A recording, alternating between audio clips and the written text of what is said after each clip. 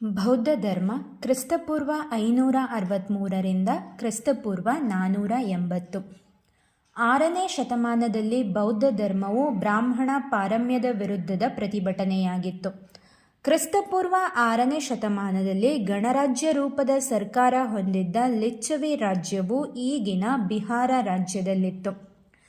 ಕ್ರಿಸ್ತಪೂರ್ವ 200ರಿಂದ 300ರವರೆಗಿನ ಕಾಲಾವಧಿಯಲ್ಲಿ ಬೌದ್ಧ ಧರ್ಮದ ಧರ್ಮ ಪ್ರಚಾರಕರು ವಿದೇಶಗಳಿಗೆ ಪ್ರಯಾಣ ಬೆಳೆಸಿದ್ದರು. ಕರ್ನಾಟಕದಲ್ಲಿ ಪ್ರಸಿದ್ಧವಾದ ಬೌದ್ಧ ಧರ್ಮದ ಅವಶೇಷಗಳು ಸನ್ನತಿಯಲ್ಲಿವೆ. 4ನೇ ಬೌದ್ಧ ಮಹಾಸಭೆ ಕನಿಷ್ಕನ ಆಳ್ವಿಕೆಯಲ್ಲಿ ಜರುಗಿತ್ತು. ಬೌದ್ಧ ವಿಕ್ರಮಶೀಲ ವಿಶ್ವವಿದ್ಯಾಲಯವನ್ನು ಧರ್ಮಪಾಲ ಸ್ಥಾಪಿಸಿದವರು. ಬುದ್ಧನು ಸಾರನಾಥದ ಜಿಂಕೆ ವನದಲ್ಲಿ ನೀಡಿದ ಮೊದಲ ಉಪದೇಶವನ್ನು ಧರ್ಮಚಕ್ರ ಪ್ರವರ್ತನ ಎಂದು ಕರೆಯಲಾಗಿದೆ. ಬುದ್ಧನ ಜನನ ಕಪಿಲವಸ್ತು ನಗರದ ಬಳಿಯ ಲುಂಬಿಣಿಯಲ್ಲಿ ಕ್ರಿಸ್ತಪೂರ್ವ 563ರಲ್ಲಿ. ತಂದೆ ಶುದ್ಧೋಧನ, ತಾಯಿ ಮಾಯಾದೇವಿ, ಮೂಲ ಹೆಸರು ಸಿದ್ಧಾರ್ಥ, ಮಲತಾಯಿ ಮಹಾಪ್ರಜಾಪತಿ ಗೌತಮಿ, ಹೆಂಡತಿ ಯಶೋಧರ, ಪುತ್ರ ರಾಹುಲ. ಜ್ಞಾನೋದಯವಾದ ಸ್ಥಳ ಬೋಧ್ಗಯ. ಬೌದ್ಧ ಧರ್ಮದ ಸ್ಥಾಪಕ ಗೌತಮ ಬುದ್ಧ. ಬುದ್ಧ ಮೊದಲು ಬೋಧನೆ ಮಾಡಿದ ಸ್ಥಳ ಸಾರನಾಥದ ಜಿಂಕೆವನ ಅಥವಾ ಹರಿಣೋದ್ಯಾನ. ಬುದ್ಧನು ಪರಿನಿರ್ವಾಣ ಹೊಂದಿದ ವರ್ಷ ಕ್ರಿಸ್ತಪೂರ್ವ 487.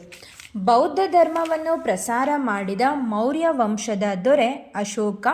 ಬೌದ್ಧರ ಸ್ತೂಪಗಳು ಸಾಂಚಿ, ಅಮರಾವತಿ, ಸಾರನಾಥ ಮತ್ತು ಭಟ್ಟಿಪ್ರೋಲು.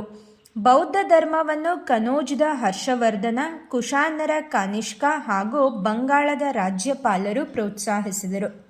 ಬೌದ್ಧರ ದೇವಾಲಯಗಳನ್ನು ವಿಹಾರಗಳೆನ್ನುವರು.